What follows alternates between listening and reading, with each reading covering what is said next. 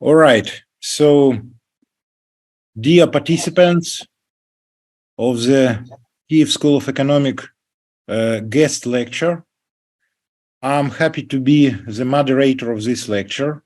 People will be coming, so I may need to repeat something of this later, but so far, so good.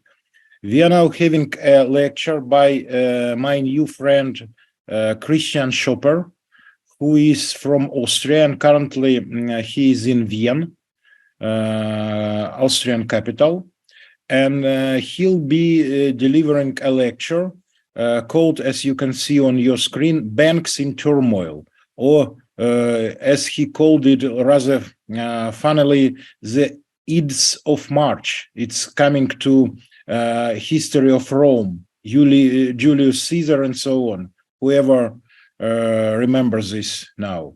So how we'll do this lecture? He'll be showing his slides, I believe, for maybe 45 minutes. And after that, we'll start Q&A session. In order to make the proper Q&A session, you will need to write your Q&A during the lecture. There are two ways to give you a question. The first way, you write it just in a chat, in a general chat of this Zoom session. Obviously, everybody knows how to use Zoom now. It's like Pampers. Going to Zoom is like using Pampers before. It's like a synonymous.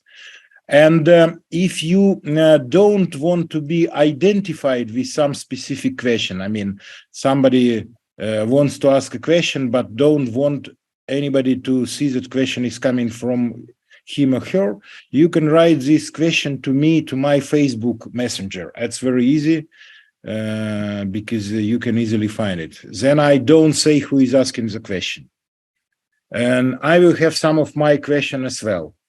And we might even have a Q&A session where you have to raise your hand. Obviously, also, you know how to do this in Zoom. So let's start. So talking about some words about Christian. He used to work in big investment banks in Europe and London, I believe. He knows how system is working. And currently he is a lecturer in a very interesting university called Central European University, if I'm right, Christian, yes? Yeah, among others, yeah. That maybe not the very famous name, but it's very well known because this university was established by Mr. George Soros many years ago in Budapest, because he is coming from Hungary. But some years ago, Hungarian president decided that that's too much Soros for him, and kicked them out, and Austrian government decided to host this university in Vienna. That way, Christian became connected with the university and now delivers some lectures and some seminars to the students in this university. So also a very interesting project.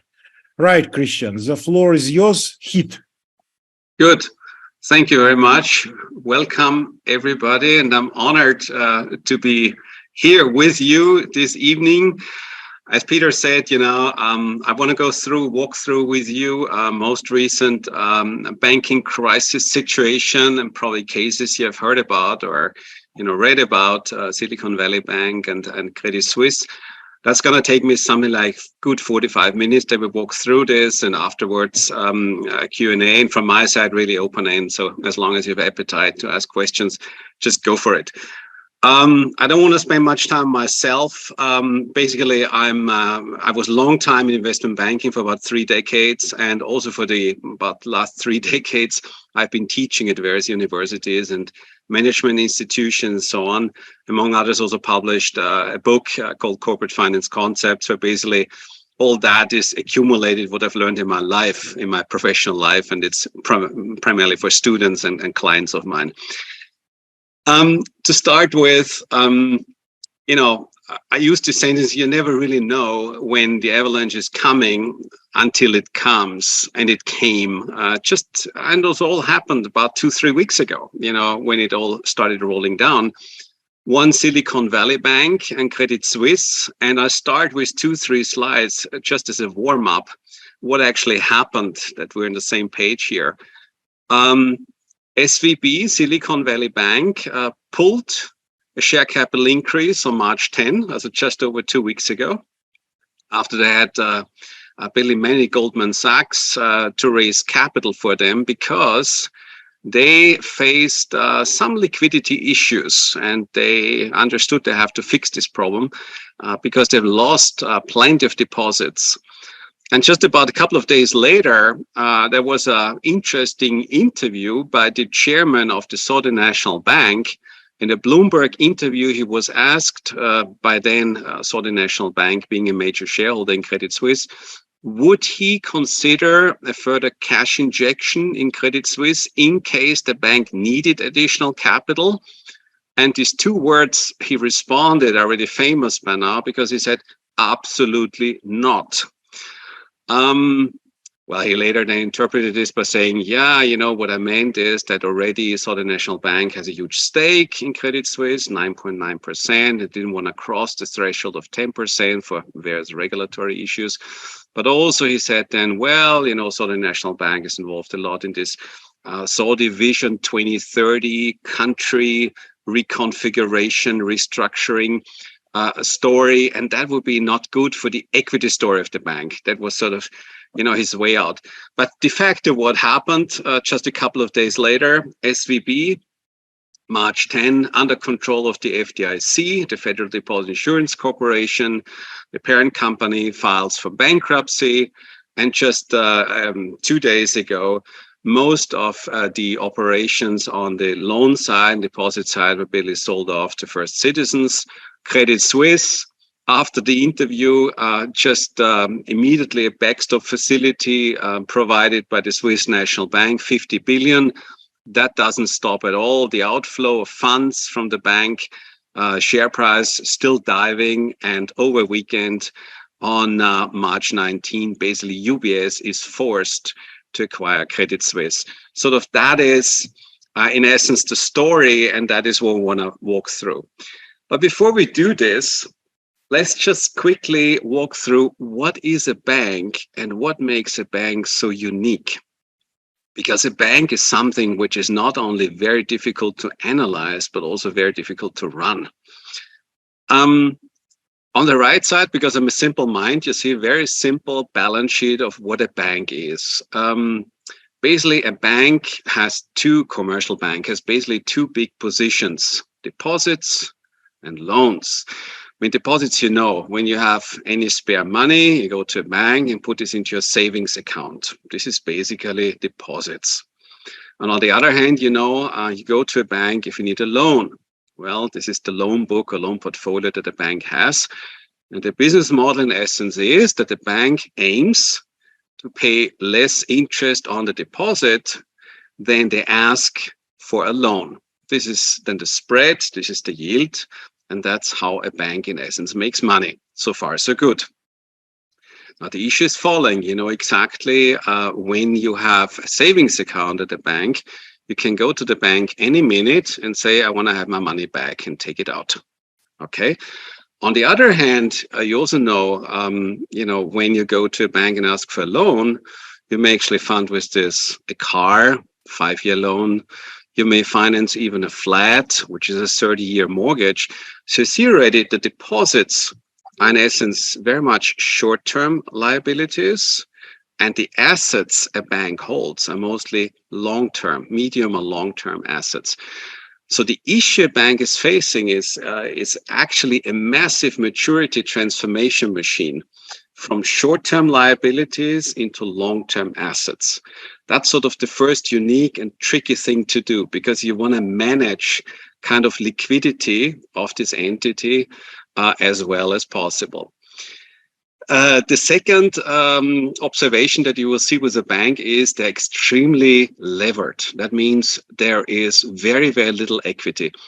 You're aware when you speak to corporations, actually I'm not too familiar with corporations in the Ukraine these days, but in Western Europe, in Germany, when I look at it, for example, an average corporation has equity somewhere around 35%, maybe 40%. This is pretty usual. The rest is debt on a balance sheet, not with a bank. Bank, you may see in a balance sheet maybe 4% equity, 5% equity, 3% equity, something like this. So there's very, very little equity that you have, and the rest is actually leverage. We call this leverage. So a lot of debt on the balance sheet. Second observation. The third item, which is important to understand banks, is banks are very highly regulated. So for instance, when you look here at the balance sheet and you see a position called equity, actually, when we look at banks, we don't call this equity. We call this position capital. And the capital basically is accumulated of a number of layers. Of course, there is also a core core equity there. But then there are many layers on top of this, which are hybrid, very unique, specialized, very technical instruments that have some features of equity, some features of debt, classical hybrid securities. And then the rules and regulations basically tell or say, how much or what percentage of these instruments is actually allocated for equity and what is not allocated for equity. That's one thing. But also the active side of the balance sheet of a bank is highly regulated. For instance, if you had 10 million of a treasury of basically government-backed bond on the asset side of a balance sheet, everybody would say, this is basically not having any risk. It's basically risk-free. And then the rules and regulations say, well, if you have an asset which is in essence risk-free, you don't need to back it up with any capital/equity. Different when you have the same amount in a loan. If you have a loan, that's considered to be risky. And therefore, for that, you will need to support this position with equity. As you see here that when you look at the asset side of a bank, you cannot just take a look at the book values of all these positions. You also have to consider and look into how risky these positions are. Okay, so therefore rules and regulations in regards to banking are very, very important to consider. So in essence, to summarize, what is a bank? A bank is a machine of a massive maturity transformation. It is highly levered and is highly, highly regulated. Okay, so just that we're on the same page and understand what a bank is and how it works. Christian, can I slightly interrupt you because I want to do some housekeeping? No, you can go to the next slide. And I ask the people who are on this call, please sign up with your names because otherwise we don't know who is on the call. I think the only reason to be incognito on this call, and I respect this reason, if you are working in a top management of National Bank of Ukraine, then we can tolerate this. So otherwise, if you are not, please sign up, and we want to know who are those iPhones and iPads on this call. Thank you very much, Christian. Please go on. Good. We continue. Now we start diving into the first bank, Silicon Valley Bank. Let's take a look at this. Bank failures in the United States. Actually, there haven't been many the last kind of decade. This chart with these bubbles barely shows you what happened. You see many bubbles here around 2010. At the bottom, as many bank failures, smaller ones. And on top, there's a big one, Washington Mutual Bank. That was actually the biggest bankruptcy in this financial crisis around 2008, 2009. And then actually nothing really happened. Everything was fine. And then comes one bubble along, which is Silicon Valley Bank. So SVB is actually the second largest bank failure since the financial crisis, and this chart shows this or indicates this a little bit. Where I say, yeah, there were many bank failures in the financial crisis in the United States, but not many big ones compared to that case that we're discussing right now. Now, what is Silicon Valley Bank? Silicon Valley Bank is among the top 20 banks in the United States. Very focused. About half of US American startups in the area of technology and life sciences are actually their clients. So if you're a startup, a venture capital backed company, SVB is the bank to go. That's where you go. So very focused and very liked in this customer area. And these charts that you see around actually, well, they indicate the bank is actually looking good. A return on equity, top right side, yeah, it's reasonable. And sometimes I ask my students with charts like this at the bottom and say, well, do you like this corporation or bank? And many would say, yeah, I like it because it's growing. Huh? It's growing, so everything looks good and it's profitable. Obviously, return on equity looks like a good bank.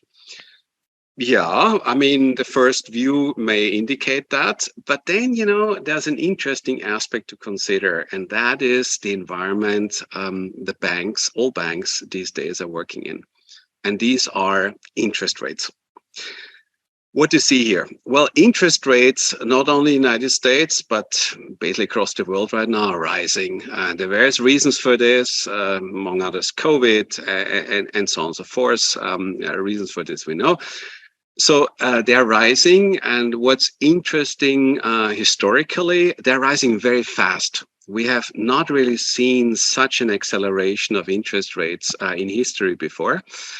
But there's something else what's very interesting here. When you look at this chart on the very left side, which starts about January 21 or so, you see something which is a pretty normal constellation.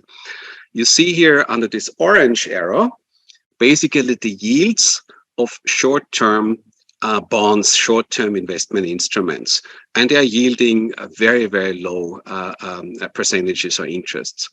On the other hand, those which are medium and longer term, they are yielding higher. That is basically indicated by the red arrow. And that's logical because usually we would say, okay, if I invest in a bond which is short term, this is less risky than a bond which has a maturity of like 10, 15 or 30 years because you don't know what the future really is. It's a pretty normal environment. What you see here when you look on the right side, okay, is something which is pretty funny because suddenly what you see is that the long-term interest rates are actually lower than the short-term interest rates. This is weird, right? But these things in constellations can happen. We call this an inverse or inverted yield curve. That means the short-term securities or bonds are yielding higher than the long-term ones. And in like 85% of the cases, this is a clear signal for a recession to come. Okay, so that's the environment in which basically banks are operating in. And, there was already some rumors regarding Silicon Valley Bank by end of last year. They may have some liquidity issues because I go back to the slide one more time.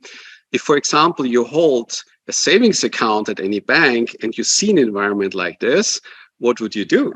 You would go to a bank and say, well, give me higher interest on my savings account. Otherwise, I take my money somewhere else. Okay. And that's exactly what Silicon Valley Bank to some extent faces, an outflow of deposits because of high interest rates.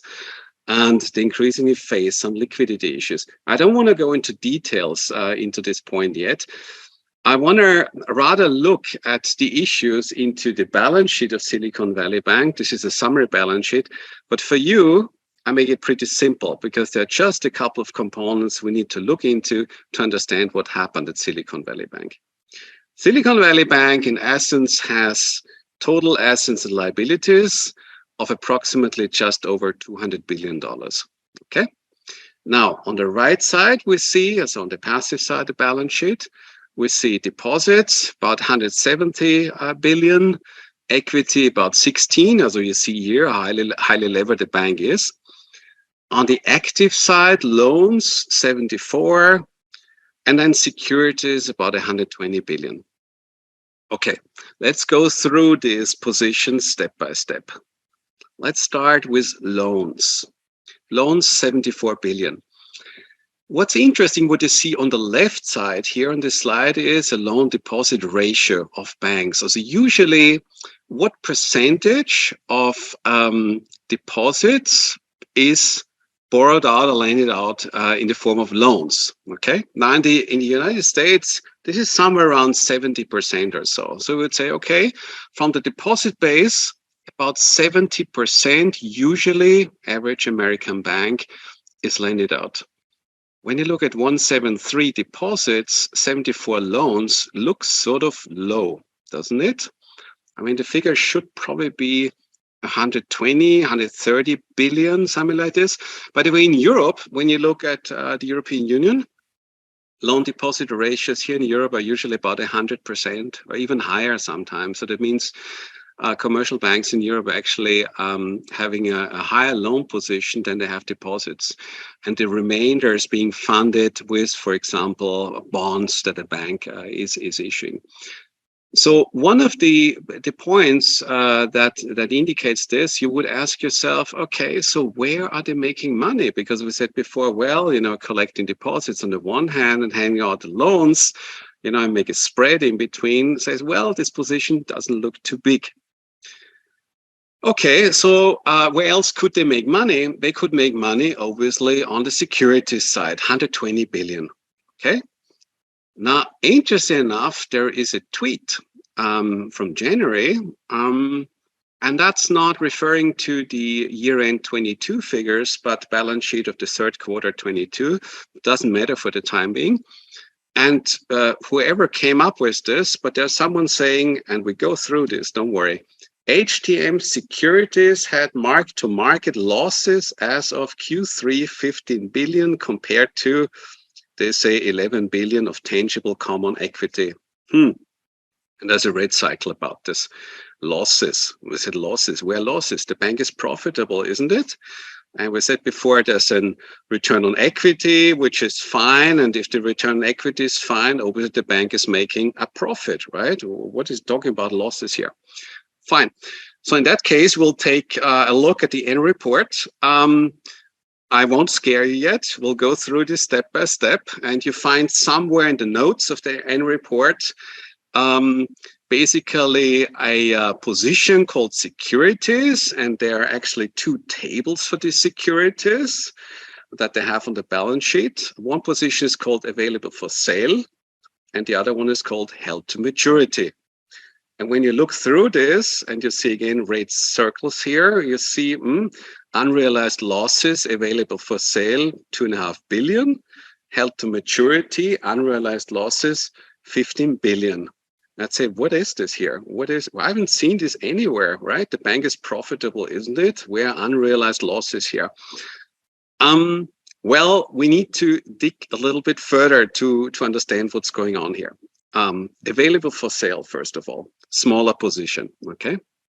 But still, available for sale securities are securities that the bank intends to sell in the next couple of weeks, couple of months. That is something we say, we wanna get rid of this. This is available to be liquidated, okay? Now, in that case, what is interesting to understand are the accounting rules. And the accounting rules say the following: if securities or the whole portfolio, which is available for sale, as what I want to sell or intend to sell relatively soon, that needs to be, first of all, marked to market. That means I need to actually put into the balance sheet the respective value that these securities have on the market, okay, also marked to market values. However, if I run losses on such securities, these losses would not go through the income statement, but these losses would directly hit equity. Usually, when a firm makes losses, you have a loss in the income statement, and of course, the loss eventually hits the equity. Yes, but here, obviously, according to the rules that the bank goes through, these losses just go straight to equity. That is what the rules and regulations are saying. So the moment you sell it off, well, then obviously you realize these losses, but even before, these unrealized losses would go straight to equity, full stop, period. Okay. Second, held to maturity securities, which is the much larger portion of this portfolio that actually the bank held. That's even weirder because the accounting rules say the following. They say, regardless of what paper losses you have, you neither need to disclose them in the income statement nor in the equity position. Basically, it means you won't see them anywhere. You just see them on page 169 or so when you dig through the annual report in a table that we've just seen. They'll say, actually, they're underwater, with this position. But this is nothing you see in the income statement or nothing you see in the equity position. Now, why was this an issue for the bank, obviously? Well, they seem to have bought some relatively safe securities. There's nothing wrong with them. Mostly what they're holding are treasuries, mortgage-backed bonds. It's absolutely safe. They're probably all AA, AAA securities, absolutely safe, rock solid. However, as interest rates rise, the value of particular fixed income securities, that would decline, right? And you see here that the securities portfolio obviously has got a hit from the rising interest rates. So make it very simple. If you have a bond, for example, that trades at the moment for 100, gives you 3%. If the interest rates go up to 5%, then you find better alternatives than the 3% bond. So the 3% bond would decrease in its price so that the yield of the bond again is 5%. Okay, that's exactly what happens in this bank. Christian, I'm sorry to interrupt you. Just to make everybody understanding what you're saying. If you keep this bond till maturity, then everything is fine because you are getting the full repayment. I mean, Correct. You're not talking about defaulting companies, but if you keep it till maturity, everything's fine. So it's paper losses, but not exactly paper losses as we understand. That is correct. Because the bank intends to hold these securities until maturity. They say, well, sometimes the interest rates may go up, sometimes down. We don't care about this because you intend to hold them anyway for the next 10 years, 15 years, 30 years. Correct. Yeah. Therefore, the rules and regulations say any kind of fluctuation in the price we can ignore. You just find them in the notes. Therefore, not in the equity position and not in the income position, income statement. And that's exactly question, it. Christian, I think many people are having now. Did they have a right to reclassify the bonds that they have for trading to hold to maturity anytime, or it's not possible? Well, rather usually the other way around. Usually you don't do this. So it would show also lack of strategy. Usually what a bank does hold, and it makes perfect sense, to hold a certain position of securities held to maturity, because if a bank, for example, needs liquidity and, calls the national bank and say, I need a short-term loan overnight or next week or something like this, basically the bank would offer collateral to national bank or any other funding institution. So, actually holding securities for a longer time is a good idea. If you need liquidity. And second, rules and regulations, I don't want to go into this these days, require a bank to hold a certain amount of liquidity in the form of very, very safe and secure instruments. Okay. Now, the fact is, usually what a bank would do if they really face liquidity issues, they would rather book securities held to maturity and put them into the available for sale box. The vice versa is actually rather unusual. Okay. Yeah. Good. Also, we understand point number one, relatively low loan portfolio. Second, we understand there are at least paper losses on the security side. Okay, good. Third position we want to go through. We loans, yes, and then securities. Third position we want to go through are the deposits. Okay, the deposits we also need to slice a little bit. And because the position is relatively big, 173 billion of deposits. Now, the split between those which are interest-bearing and non-interest-bearing is about 50-50. When you think about it, what does it mean non-interest-bearing? Well, even if you go to a bank these days and say, I'd like to have some interest on my deposit, usually the bank would come back and say, okay, but for this, you're going to keep your money with me for the next 6 months or 12 months or 24 months or something like this. Otherwise, no interest. Okay. You may say, okay, no, I want to, maybe I have some expenses the next couple of weeks or so. I don't want to keep my cash longer with you rather, than I seize any kind of interest income. So you can imagine the non-interest bearing deposits are probably quite many of them, funds that can be pulled out any day, any minute, in essence. The second observation regarding the deposits is when you look at the bottom right side, the portion between uninsured and insured deposits. For this, again, rules and regulation. In the United States, insured deposits have a value of up to $250,000. What does it mean? If you have a savings account with a bank up to $250,000 or below, your deposit, your money is safe because there's the FDIC, the Federal Deposit Insurance Corporation, that will sort of guarantee your deposits up to an amount of $250,000. Okay, what is on top of this is not insured. Yeah, and when you look at here at the composition of deposits, most of these deposits seem to be accounts which are way above the threshold. Okay, most are uninsured. Well, think about it, who the clients are of this bank. The clients are mostly startups. So imagine a startup is making funding around, they raise $10 million, $100 million or something like this. Where do they put their money into? Well, SVB is the bank to go, okay? So you can imagine many of these accounts actually have amounts in them which are way above the $250,000, okay? So a huge portion of these accounts is basically non-interest bearing, and a huge amount of these accounts is uninsured.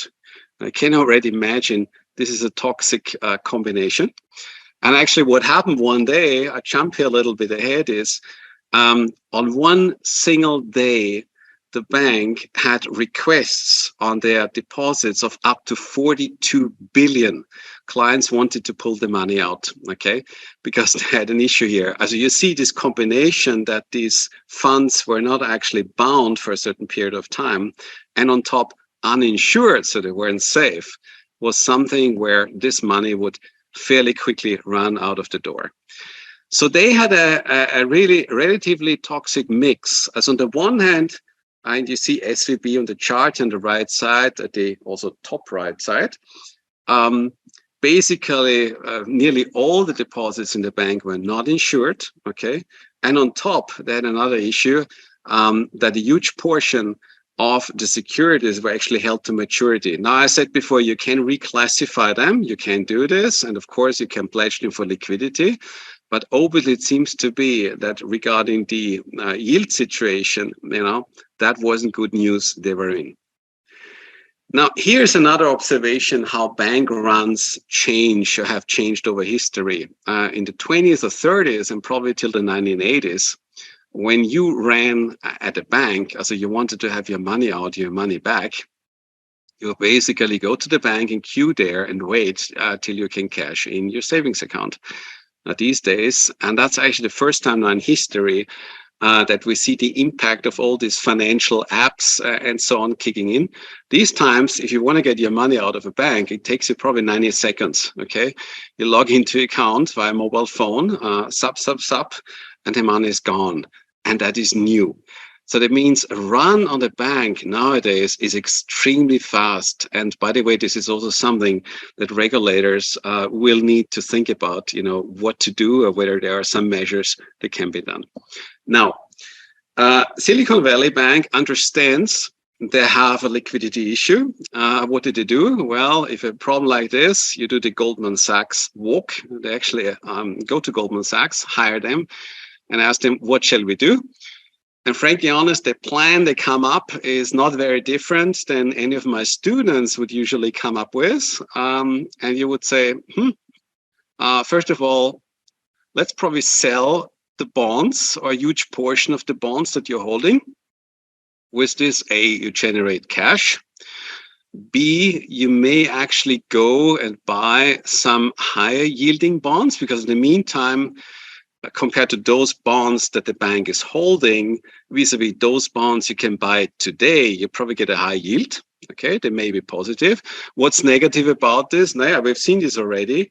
You will probably make a big loss on these bonds, which you're holding right now. And Goldman says, okay, we can fix this.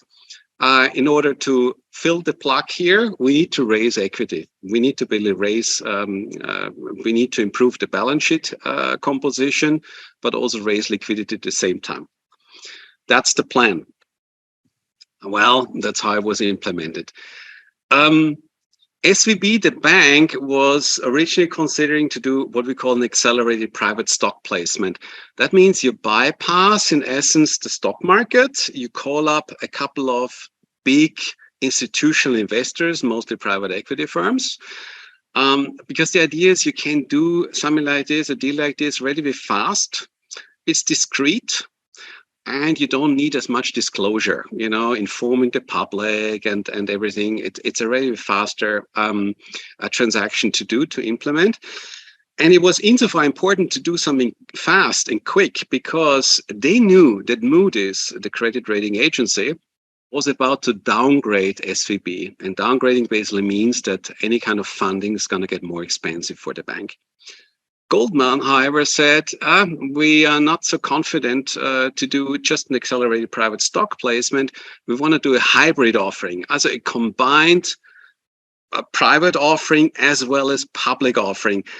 I guess because they had a feeling it may not be so easy to find these private equity sponsors or investors, and they rather thought we should have a public portion with this. Problem is, really fast, one of the anchor investors they're talking to, Warburg, drops out on March 5. They say, we need more time. SVB doesn't give us all the documentation, all the figures they need. And by the way, Warburg says, we don't like to have also a public portion in this transaction. We don't think it's good. At the same time, according to plan, Goldman is also looking to find buyers for at least the AFS, the available for sales portfolio of the securities for this 21 billion or so, okay, to generate liquidity for the bank.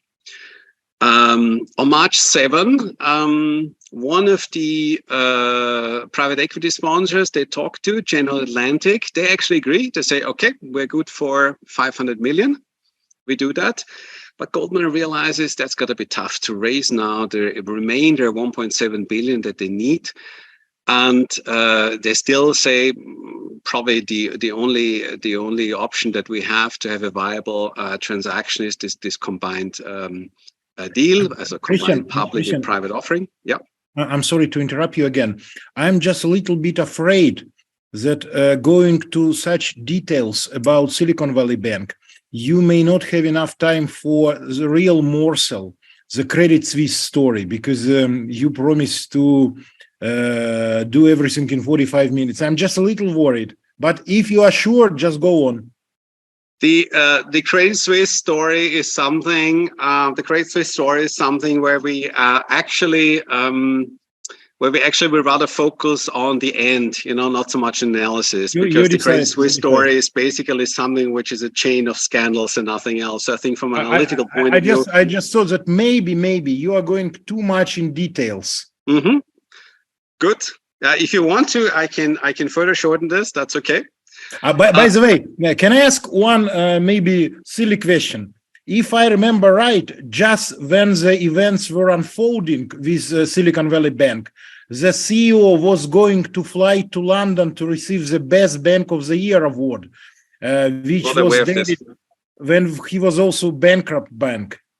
That's what I'm not. So this detail I don't know. that okay. I can't tell you about. I don't know. But look, let me just run this through with you. This 10 days to hell. So basically, on March 8, Goldman Sachs completes the sale of the securities portfolio with a loss. They don't disclose who the buyer is. The buyer actually is Goldman Sachs itself, because they want to do a good deal on this. On March 8th, they get nervous, hire a second advisor. There's bad news rolling in because a competing financial institution, Silicon Valley, Silvergate Capital, is falling apart. Good news, though, Moody's is only downgrading one notch. Still, the bonds of Silicon Valley Bank are investment grade. They're fair enough and good enough for any pension fund in the United States. However, the share price is further falling. Liquidity is further, being withdrawn from the bank.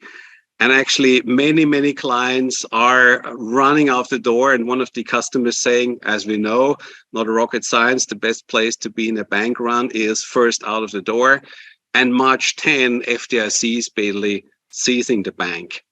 That means they step in and they guarantee what the rules and regulations say, any savings account up to $250,000. What they understand fairly well is that is not going to be enough. And probably this fall of the bank of SVB may infect the whole banking system. So what happens is the FDIC steps in suddenly, well, we're actually guaranteeing all deposits, not only those which are insured, also the uninsured ones.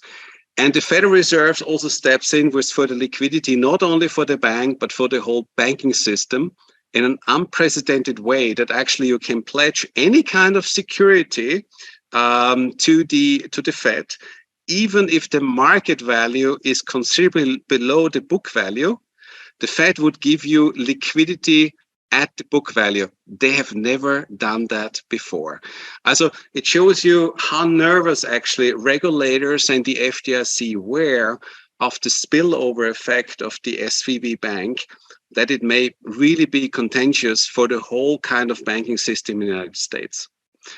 Question immediately come up, how could this happen?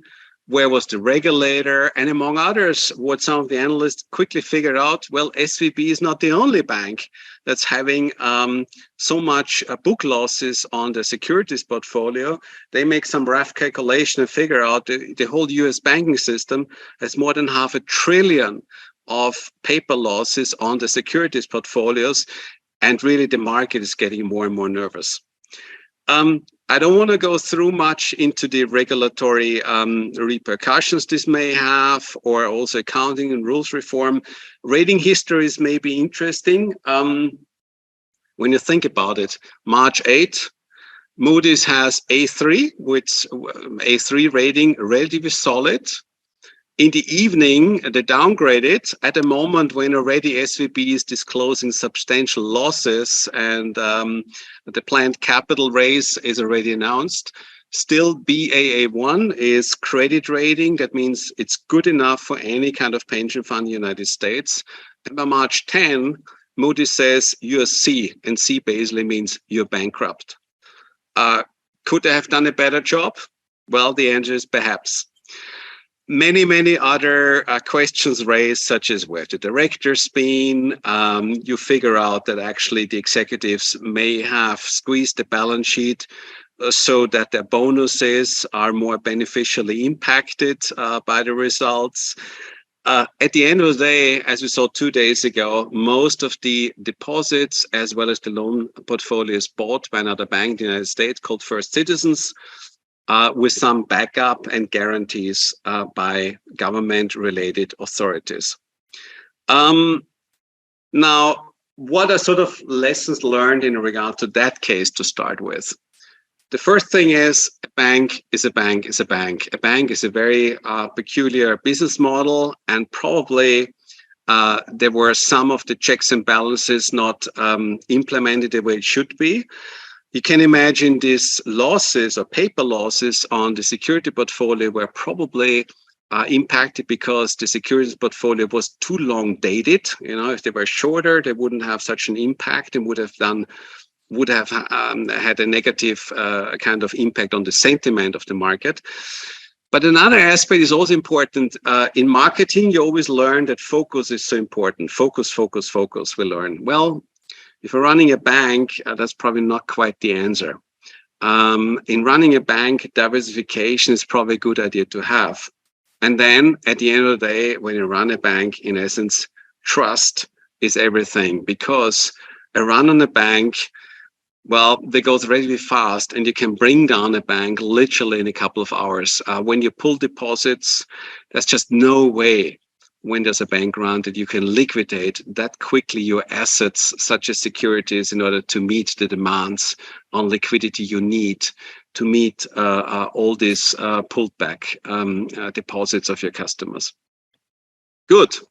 That's so far what is Silicon Valley Bank. Credit Suisse. How long do you want to give me, Peter?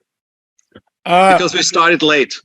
Yeah, we started late. I remember this. Maybe before you coming to the Credit Suisse, one question from the chat from one of the listeners. You know, in Ukraine, most of the people, they like all the conspiracy theories, and that's exactly one of the conspiracies. One of our listeners is asking, maybe he says there is a rumor that Silicon Valley Bank fall was a planned attack by some venture capitalists, particularly by Peter Thiel. Long shot. What do you think about this? Very long shot. Okay, good. So no conspiracy. I think just normal management failure and stupidity explain everything. And yeah, I mean, don't forget it. It was don't get me wrong. What's very interesting when you look at Silicon Valley Bank, just to comment briefly on this, when you look back at the banking crisis, for example, 2008, 2010, what was the origin of this? It was toxic assets. Okay, it was toxic loans. It was structured products. That's not the case here at all.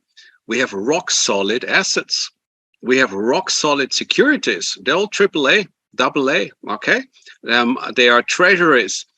The loans, you may argue a little bit that they may not be top-notch quality because many of these loans obviously are towards startups. Okay, some of them may fail.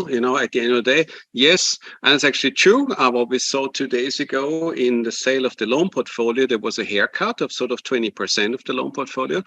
But in essence, don't get me wrong, from the outside analytics, this is a solid bank.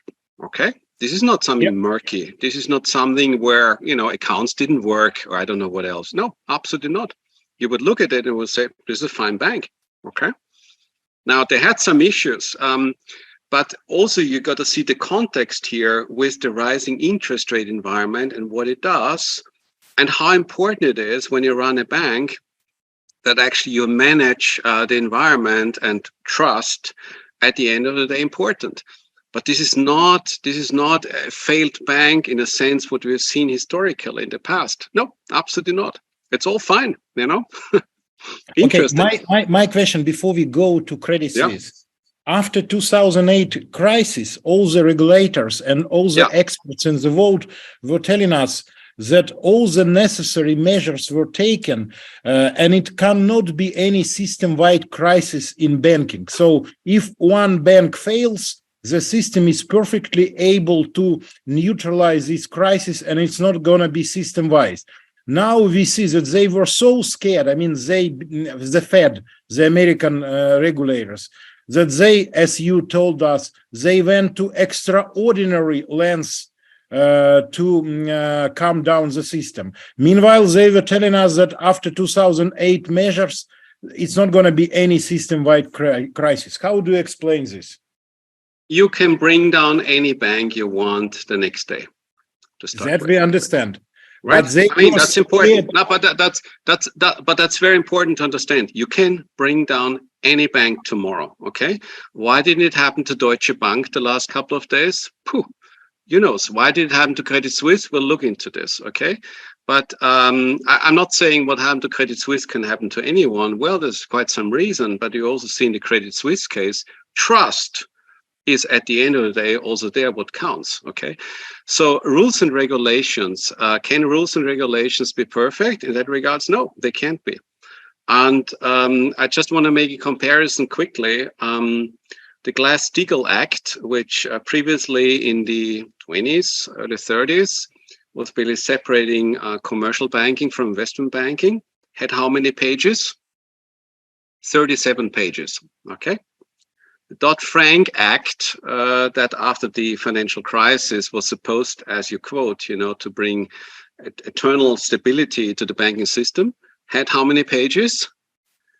North of 2,300 pages. We had 7 institutions that had to be implemented and installed in order to implement these rules and regulations. Okay, and the big question, I believe, is in this whole kind of context. And Martin Wolf argued quite brilliantly a couple of days ago in an article in the Financial Times, what do we want banks to be? Are banks businesses or are banks utilities? Is bank a business to make money, or is bank something where, say, it's basically government controlled and government secured, and all deposits and everything is 100% secured, but then it's no more business? And that is, I think, the fundamental question that we have now is, at the end of the day, it's management who's responsible to run a bank. And of course, you can ask now, where's the board been? Where have regulators been? Where, et cetera, et cetera. Sure, absolutely, you can ask this. But as I said before, from the outside, in essence, SVB was a solid bank. One more note. Yes, there were complaints by the regulator. Yes, there were yellow flags. Yes, you can argue that the regulator philosophically seems to have taken the path that they rather favor procedures over speed, meaning they were probably too slow. Some of these yellow flags had been ignored by management. The regulator didn't aggressively follow up. But the regulator's point of view was so far rather do a good, solid job than rush into anything. And you may say that was probably wrong, right? But I tell you, this is now what we see in the next couple of months and probably years to come in panels and hearings and all that. We'll see what actually happened. But that's sort of the answer to this. Okay, to this Christian, question. let's now see what Credit Suisse done. Good. Credit Suisse. Credit Suisse, basically, when I started writing this presentation, I said Credit Suisse is a global investment bank. Now I say it was a global investment bank because it's gone. It actually came out after the financial crisis really well. It was, surprise, surprise, UBS that had to be rescued after the financial crisis, 2008, 2010, not Credit Suisse, okay? And after that, the lesson was a little bit, okay, they want to shrink investment banking, but it was an ongoing sequence of scandals that Credit Suisse always was linked to. Money laundering, tax evasion, bribery. And even if you look at the last kind of 3 years, and here the share price chart is linked to a couple of these affairs, and we'll look at 2-3 of them. There was a spying affair at the board, Greensill, Archegos. I just tell you this. So Billy, the interesting thing is here, compared to Silicon Valley Bank, here we see a chain of issues. They're constantly depressed. There's always something going on. There's always a scandal. And you really wonder what's going on here. Where's risk management? Where's ethics? Where is all this? As a, for instance, spying affair. Well, nobody knows exactly where they started, but it seems to be that the CEO at the point of time of Credit Suisse and his most important colleague, the head of the wealth management division, that they seemed to have a fight because they were neighbors in Zurich, on their properties.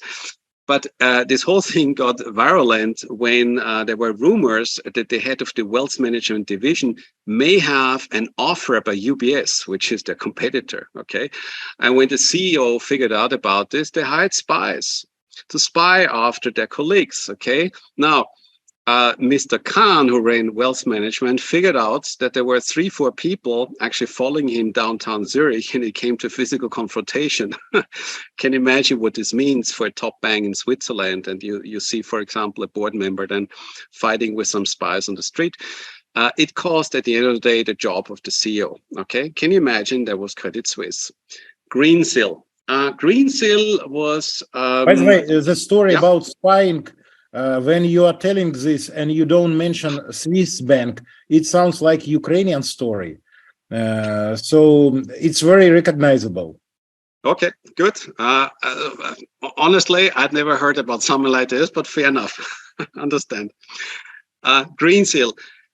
Greensill Capital was, in essence, it was a good idea. Greensill Capital was a firm that was in the area of what we call supply chain financing. You know probably a financial term called factoring. Factoring is, you have a company that's selling products, and their customers are not paying immediately. So the company has receivables outstanding, and the customers may pay in 6 weeks or 6 months, or who knows. And then factoring companies or a firm like Greensill comes in and goes to the company and say, you know what, give me the receivable. I give you 90% of the outstanding right now. And the rest, when I collect the money, we share 50-50, something like this. Classical supply chain financing. That's what Greensill did. Actually, good idea, good business, nothing wrong with this. Greensill grew and grew and grew. And then they say, hey, we can't fund this any longer, all this buying receivables. Went to Credit Suisse, and Credit Suisse said, fine, we have all these wealthy clients. We raise some funds with these clients, and you can use this money to support your operations. Fair enough. However, as Greensill is growing, some of these receivables aren't really high quality any longer. Some are receivables of customers you don't want to deal with. And then there were some checks and balances that were actually not working up. So this whole thing blows up. Greensill blows up. And at the end of the day, you can imagine Credit Suisse had collected funds from their own clientele, to support this business. These customers are losing dearly. So they lost about 3 billion or so. Credit Suisse not losing anything on this. Their customers, their clients are losing. But you can imagine for the trust of a bank that's focused on wealth management, is not really a very good idea and good for the reputation. That's sort of the Greensill affair. Archegos, just that you understand what this bank is doing. Archegos was a family office and hedge fund.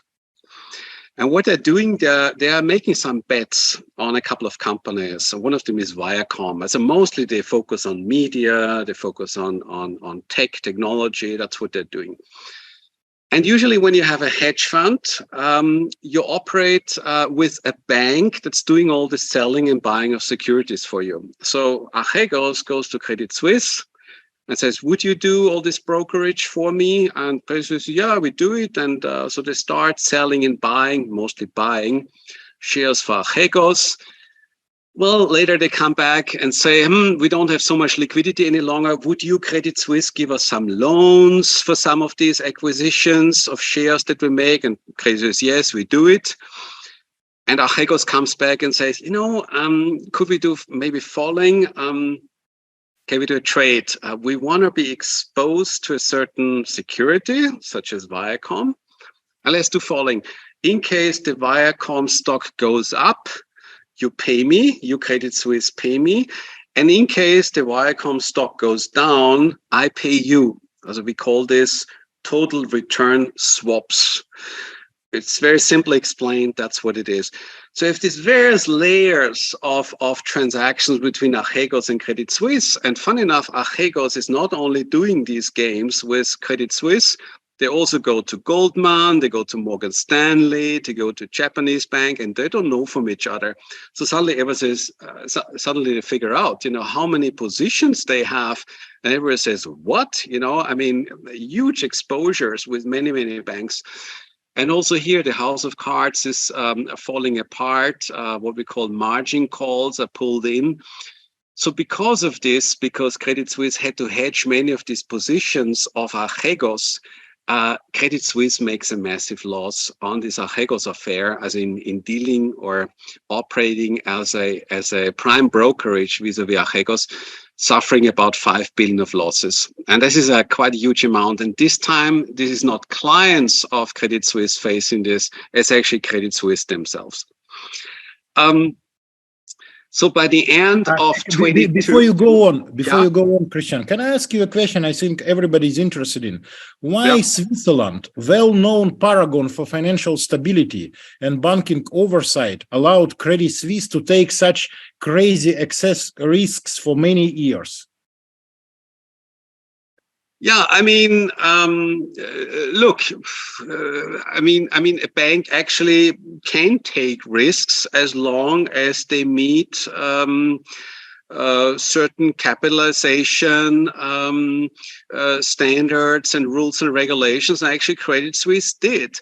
And again, I want to come back to this later, but Credit Suisse in essence are two Credit Suisses.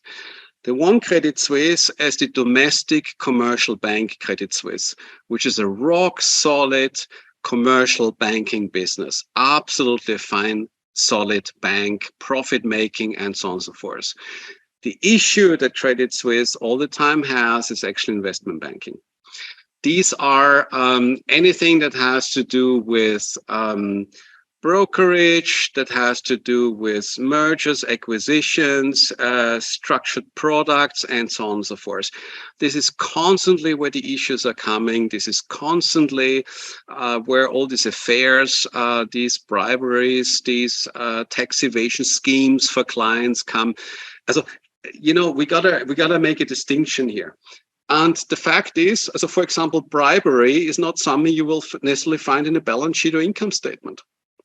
If you create tax laundering schemes, this is not what you find in income statement or balance sheet either.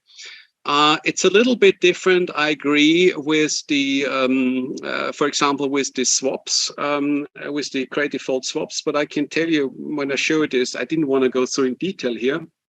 But in essence, you see Archegos here on the left side and Credit Suisse in the middle here. And they entered this kind of swap agreement as in essence, what I said before, Credit Suisse would pay if a stock goes up, and Credit Suisse would basically collect cash from Archegos if a stock went down. Now, clearly there was a risk. There was a risk for Credit Suisse that they took here. Of course, they got paid for this and there was a certain margin. So they had to hedge their own position, which they did. What you see, the blue box on the right side, Credit Suisse Capital. This is where they had kind of mirrored, in essence, the portfolio to which they were exposed in order to be hedged. But in essence, it was not necessarily that they say they broke rules and regulations, from an outside. However, having said this, yes, some of the risk management operations weren't as diligent as they should have been. And you will see later on, the SEC pointed this out. And that is the reason why, for example, the 2022 annual report publishing was delayed for a couple of days because the SEC figured out that not all the checks and balances had been implemented according to rules and standards. So there were some issues. Yeah. So by the end of 22, they understand we have an issue. Big restructuring is announced. They say, okay, now we're going to focus on the wealth management. We got to do a capital raising, headcount reduction, and investment banking. I was talking about this, that constantly caused all these issues and problems that actually will be separated. And in the course of this 4 billion capital raising, this is absolutely not where the Saudi National Bank comes in the first time as an investor. Okay, so they acquire a 9.9% stake in Credit Suisse. Right, so that was the transaction where they first time came in. Credit Suisse announced big losses for 22, 1.5 billion in the fourth quarter, total year, north of 7 billion. And mustn't forget, in the final 3 months of the year, more than 100 billion of Swiss francs customer cash was withdrawn from the bank. So you see already also here, trust, right? Clients are pulling money constantly from the bank, and the losses are barely coming from the fact that you don't deal or make money from these funds that actually clients entrust you, and second, also investment banking revenues went down.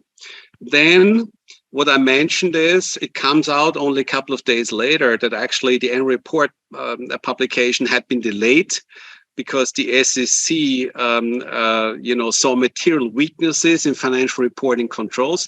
Fun enough, these weaknesses were immediately corrected and they didn't change anything on the financials. So all the figures looked the same. But they said, look, next time you're going to make absolutely sure that, for example, certain cash flow statements are correctly represented. It was really a minor, compared to the big bank, a minor, if you call it misdemeanor, that was criticized here. March 15, famous interview, as I started with. So the National Bank chairman said absolutely not. They would stand by for the liquidity where required in the case of Credit Suisse. What's the reaction by the National Bank? First of all, they say, chill, guys, no problem. The bank is fine. Everything's okay. What should be the problem? There is no risk at all with Credit Suisse. They say, yeah, in case there's any liquidity requirements, of course it would be there, but we don't see any issues. On the next day, the situation is already very different. Credit Suisse announces they would borrow up to 50 billion from the Swiss Central Bank. The Swiss Central Bank makes an announcement and say, we're gonna guarantee liquidity for the time being. However, having said this, there's still a rollout of funds of approximately 10 billion a day, 10 billion of client funds that the bank is losing every day. And because of this, also the shares are falling another 30% on that single day. Over the weekend, not least the president of Switzerland forces, and the whole government, regulators, and everybody forces UBS to acquire Credit Suisse. It's seen as a also political decision in order to stabilize the banking place Switzerland, which is, as I said, a bit curious because it was UBS originally who had been rescued 2008, 2010 during the financial crisis. And now it's Credit Suisse, actually, that is being absorbed. But what you see here over the last kind of nearly 2 decades of a share price dynamics is at least the UBS share price seemed to have stabilized over the last 8-9 years. The one of Credit Suisse constantly was in a downward trend. Deal aspects to this, and now it's getting really interesting as well. First of all, it's a stock for stock deal. Shareholders in Credit Suisse are not getting completely wiped out. They receive actually UBS shares at a substantial discount to the previous share price just days before, but at least they receive shares in UBS. Second, we see the Swiss National Bank stepping in with a 100 billion liquidity line. They say, you know, if there is any liquidity, we're going to be good for this. The government guarantees losses up to 9 billion after the first 5 billion hit that UBS would take. So even there's a government guarantee provided for this. Now, what's interesting are 2 things now. One, the shareholders don't get a say in this. The shareholders are not being asked. UBS has to acquire Credit Suisse, and the government basically works immediately on a law that actually ensures, because it's never been done before, because usually when a transaction like this, and of course it goes through the shareholder meeting, you know, and you have to ask the shareholders whether you agree with a deal like this. No, not here. It's such a sensitive issue that the government is these days adopting a law in order to ensure that shareholders don't need to be asked for this transaction. That's the one curiosity on this transaction. The second one is that a certain cluster of bonds called so-called AT1 bonds is completely wiped out. And this is quite an interesting development in this transaction. What are these AT1 bonds? Now, we said before, a bank doesn't really have equity. A bank has capital. And one of these capital components are so-called AT1 bonds. These AT1 bonds have a quite interesting feature because they were developed after the financial crisis. And the idea was we have certain hybrid instruments that in case a bank gets into trouble, that they could be called in, pulled in, wiped out, converted into equity. Also, sometimes they're called COCO, contingent convertible bonds. However, the features of each AT1 bond, and there are many outstanding. The market is now about 250 billion or so worldwide.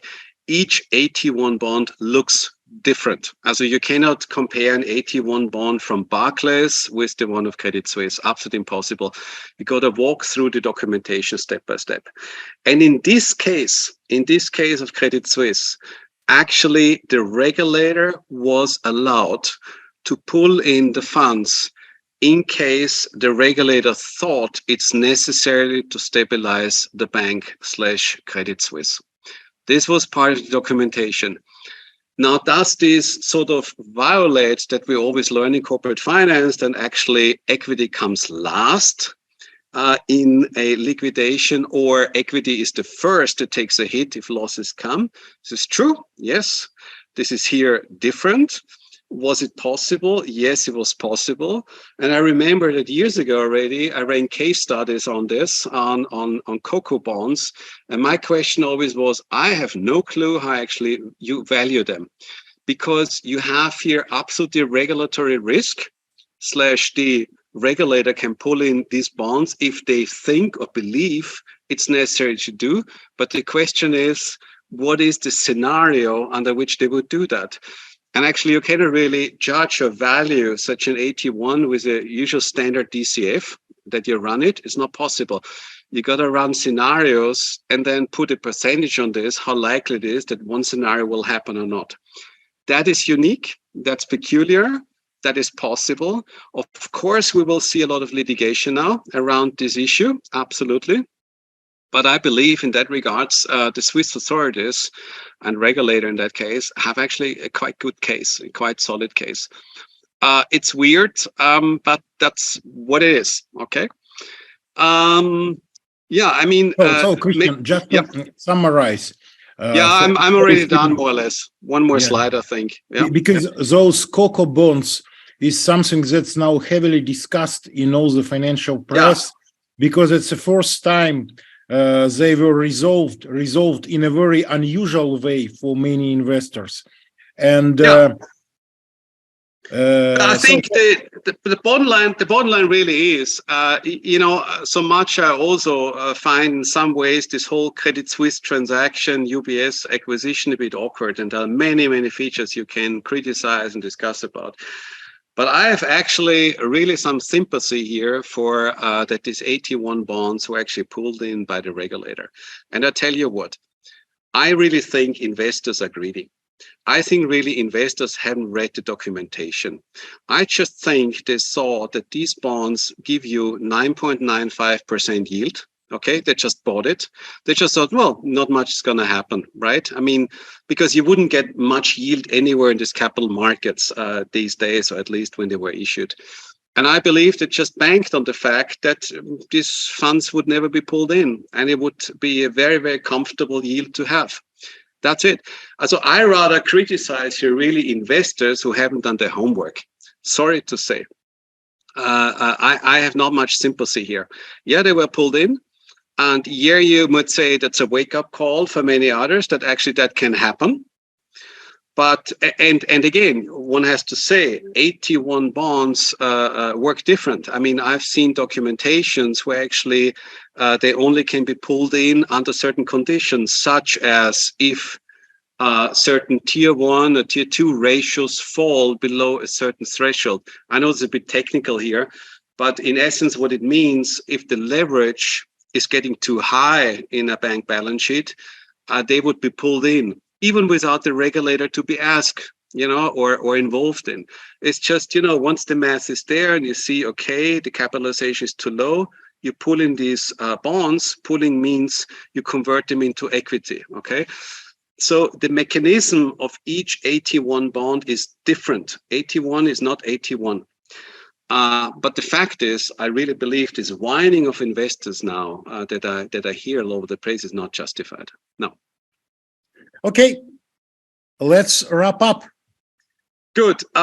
Quick one here is, also just to understand, UBS is big now. The combined UBS Credit Suisse Bank is about 2.5 times the Swiss GDP per year. Okay. Just to understand, the whole banking sector in Switzerland is about 5 times the yearly GDP. It's big. The combined bank, controls now about 30% of the domestic banking market. And there are rumors also politically that press right now for a breakup again of UBS Credit Suisse. Also, I think the story isn't yet over that. By the way, the chairman of the Southern National Bank just yesterday or 2 days ago resigned, okay, for personal reasons, as he said. I would say a statement to make like absolutely not is not very clever to do, particularly if you have to do it with Credit Suisse, a major listed international bank. And my closing slide is, in banking, trust is everything. And I believe we've discussed about this now lengthily. Fine. All right. Thank you very much, Christian, for your show. That's a very interesting, well-prepared show, as far as I can see. Now, let me hit you with some questions. Okay, one of the questions that came from the participants, I thought that Basel III requires to keep only cash, but not marketable securities. Do you say that they can keep securities instead? If Yes. so, Yeah. do you expect more strict requirements to come in? Yeah, the question, how strict do you wanna be? I mean, to give it just an idea, so there are some liquidity rules and regulations these days according to the Basel III requirement, and a bank has now to, I don't know how many weeks it is, to keep sufficient liquidity that they believe is the maximum outflow they can suffer over a period of, I think it's like 4 or 6 weeks or something like this. And, you know, one of the consequences of these rules and regulations recently has been there were hardly any AAA securities, AAA rated securities available for buying any longer, because they were all bought up by banks who, according to rules and regulations, bought them to comply with the liquidity regulations for Basel III. I mean, you know, sometimes we have all these rules and regulations which are not completely thought through. The idea was, of course, nice to say, okay, we want to make a bank more liquid, or that they have really high quality securities that they can pledge in case that they want to raise liquidity. But suddenly we figure out there aren't even so many AAA securities around in order to support the regulations required for the banking system. Also, you know, I tell you one more anecdote. I was a couple of years the vice chairman of a listed bank, okay, in the board. And I tell you, we spent a good third of our time on just making absolutely sure that we comply with all rules and regulations, that we have ticked all the box, just doing paperwork and making sure the rules, regulations are met and the regulators justified. We didn't discuss strategy. We didn't discuss risk management. We didn't discuss this at all, okay? We just constantly made sure we're complying. And I wonder, is this banking? Is this what it should be done? I don't know. I'm not sure. So, you know, my concern is a little bit this, you know, rules. What else do you want to have? And I gave him an example before about the Glass-Steagall Act vis-a-vis the Dodd-Frank Act, and what kind of rules and regulations we have these days. I mean, what do we want to have a bank to be? Is it a utility or is it a business? What do you want to have? Mm-hmm. It's a question. I'm not sure we can regulate and more regulation. What more regulation? I'm not convinced. Okay. But the discussion will come because politicians now believe they have to do something. And to do something means new rules and regulation or additional rules and regulations. You know, it's a natural instinct. Unfortunately. Yeah. Because I read an article today in Wall Street Journal, and they are saying that there are no new rules needed, because those banks failed because of excessive risk taking or stupidity in managing the duration of the bonds. And that's a problem with management. It's not a problem with regulation.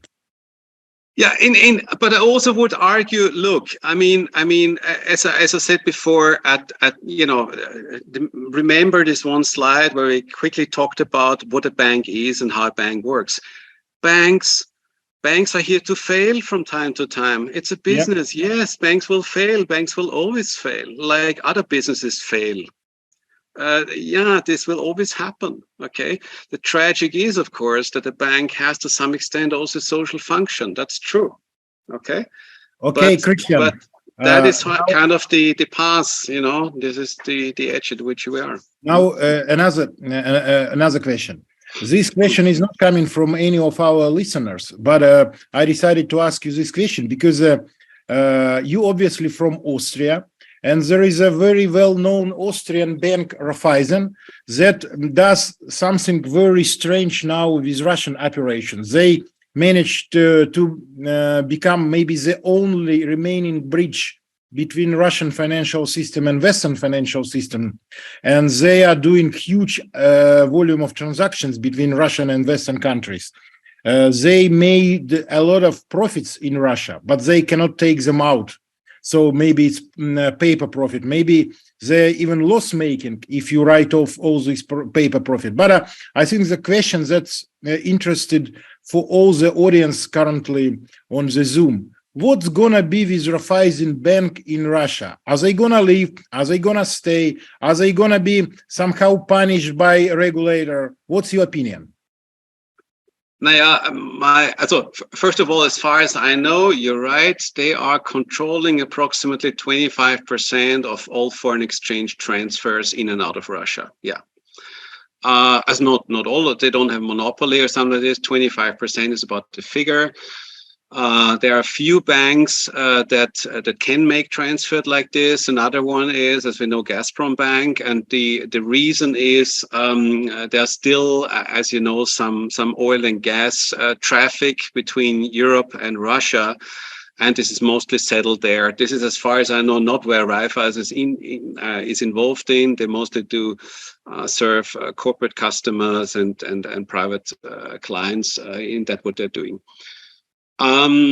As far as I can read, the situation is they've been trying, for a while to assess alternatives, what to do. And of course, it is an argument, if you want to, that they have more than 3,000 employees across Russia, where they say, look, we cannot just drop this from one day to the other.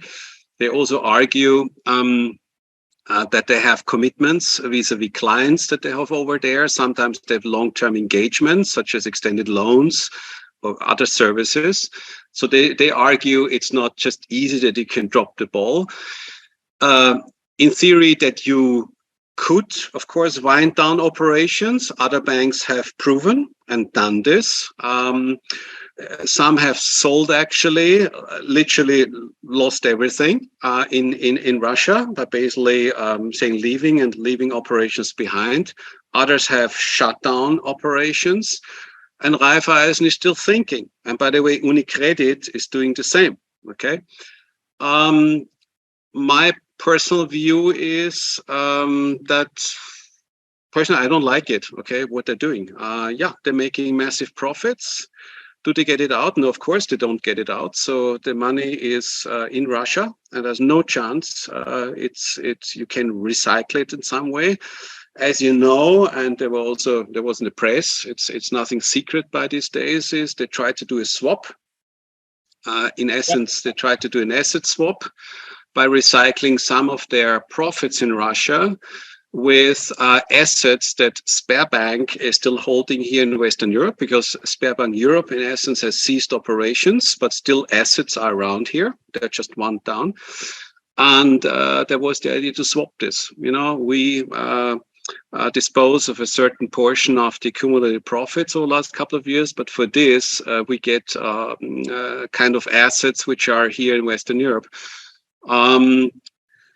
I think this idea is in limbo a little bit, because there was a big political uproar also here in Austria about that, what they intend to do. But that is sort of the status quo that I see right now. Also, this is no secret. I guess the longer you wait with a decision, the more cumbersome this becomes. And just, I think 2 days ago, Russia changed the rules and regulation for anyone trying to sell assets now, regardless what business you're in, whether you are in furniture business or car manufacturing or a bank, doesn't matter. If you basically want to get out and sell your assets, you have to make by law now, you have no choice any longer, you have to make a donation, they call it, to the Kremlin. Okay. It's a very famous Russian proverb. When you enter the room, you pay 1 ruble. When you exit the room, you pay 2. Yeah, so I just give you the situation regarding, because you asked me regarding Raiffeisen. These were the facts what I gave at the beginning. I just tell you what they tried to do. For me, it's hard to argue now. I mean, I also follow the news in that regards only, what the board is thinking. But for the time being, I think there's also no decision what to do. But obviously, there were attempts to try to I wouldn't even say to get out, but at least to I would argue to recycle some of the accumulated profits they've made. Because yes, the business they're doing right now is highly profitable. That's true.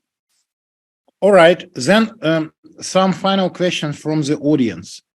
Okay. Would you agree that bank supervisory boards could be a safeguard for banks' management to avoid such shady deals like Credit Suisse done?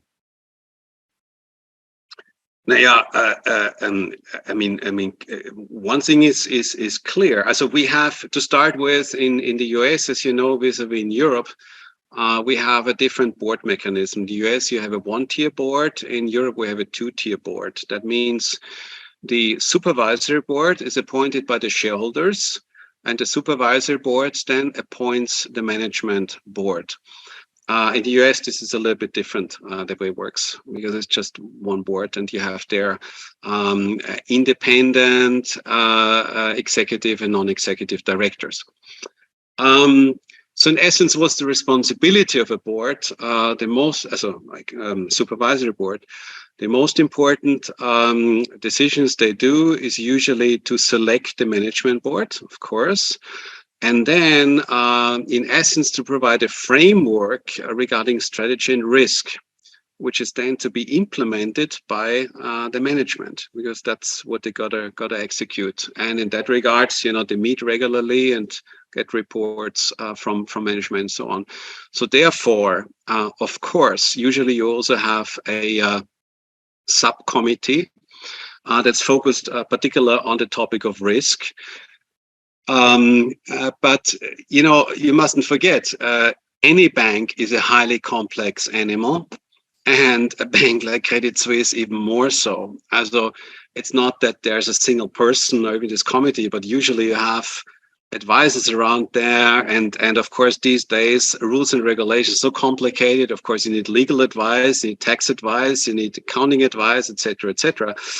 But in essence, of course, I mean, the non-executive / supervisory board is essential in identifying weaknesses and ensuring that kind of procedures in that regards or limits as far as risk management is concerned are obeyed. Yeah, I mean, ultimately, and if they see there is a violation, I mean, it shouldn't happen anyway, but they immediately, have to request consequences, which have to be implemented. I mean, no doubt about it. Yeah. Okay. And you mustn't forget, I mean, they're also liable. Okay. I mean, it's not that they are just sitting there. They're liable. They're responsible. I mean, you as a shareholder can sue them because, rightly, you may argue that the supervisory board haven't done their job correctly. Yeah, absolutely. Lawsuits. There's in danger. Yeah. That's pretty dangerous. And as a final sentence, as a member of supervisory board, I mean, of course, the insurance in case you're sued, but actually you're liable with all your property, with everything you have. Right? It's tricky. All right, Christian, the final written question. And then if somebody wants, I just announce for you to be prepared. Somebody can raise the hand and ask question orally if somebody wants. But now the last written question. Do you think we'll see in the near future the banks failing similar to Credit Suisse or SVB due to the issues with security or other system-wide issues in USA or Europe? Absolutely, yes. Yes, we will. Various reasons for this. We are in a big change at the moment, and that what we see is just the very beginning. In this environment with very fast rising interest rates, that will have huge repercussions. Think about many companies that can't pay their debt any longer, which are loans on the banking side.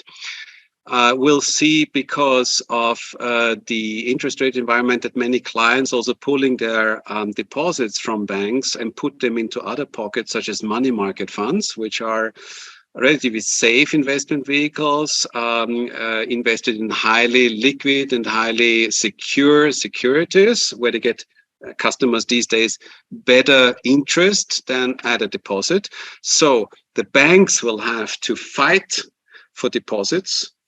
And at the moment, this hasn't begun yet. So we rather see a shrinkage on the lending side. And I mean, how can the economy work if banks are not willing to lend? Okay. So, I mean, I tell you, we are at the very, very beginning here of a big transformation, probably cleanup of the banking sector. Think also about private equity. I mean, I haven't even touched this point yet.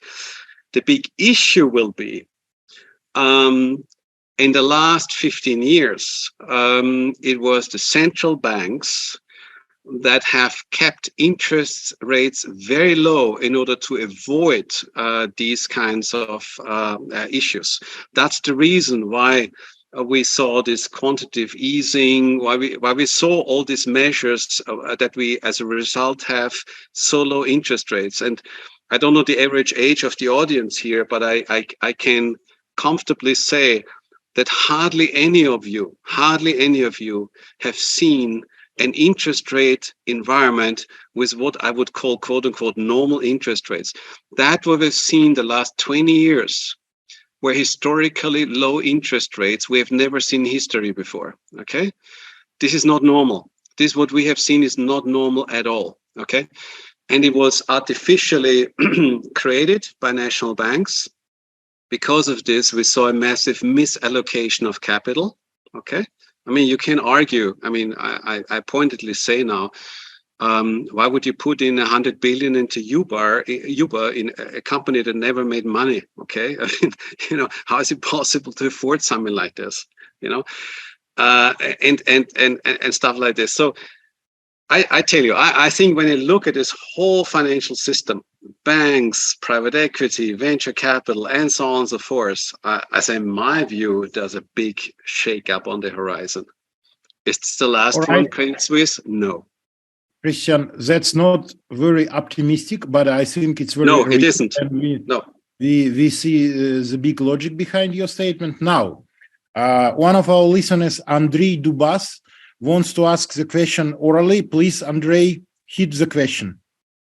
Thank you, Peter. Christian, my question was, first of all, thank you for the great explanation and analysis of the whole situation. It's just pop-ups a lot of minds and thoughts. My question was about SVB bankruptcy.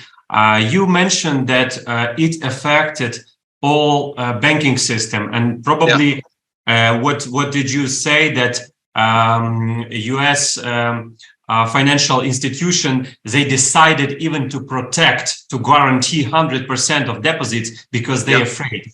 I didn't get the point why bankruptcy of one of, not the biggest one, it goes into 20 biggest banks in US. It's affect all the banking system. Thank you.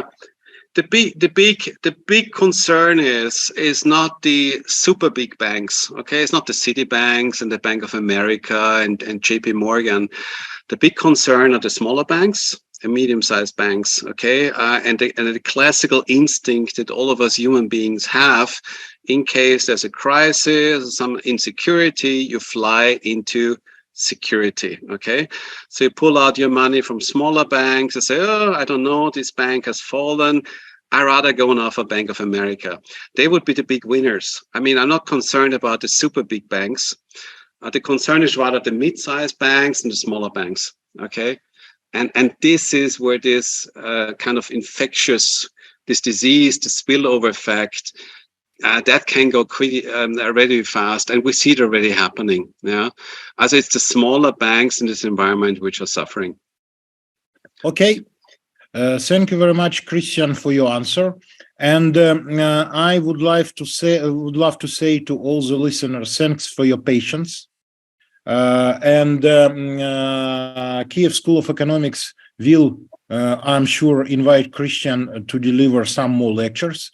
And if he agrees, then we'll have this lecture. We'll invite you all, and maybe even we'll make the coming lecture the public, the open lecture. We'll see. So thank you very much for your attention, for your patience, and okay, have a nice evening. Yeah, and if there are any further questions you may have, and my contact details are here, you can always get in touch with me. Absolutely no issue. Okay, happy to respond or or anything you need. Okay, and visit Christian's website. He has a lot of interesting materials on his website, and he has many other hobbies except corporate finance, as you'll see visiting his website. Okay, thank you very much. Thank you very much. Good evening. All the very best. Thank you. Take good care. Thank you, Christian. Peter, thank you for mentoring. Yeah. Thank you. Bye. Thank you. Bye-bye. Thank you. Thank you very much.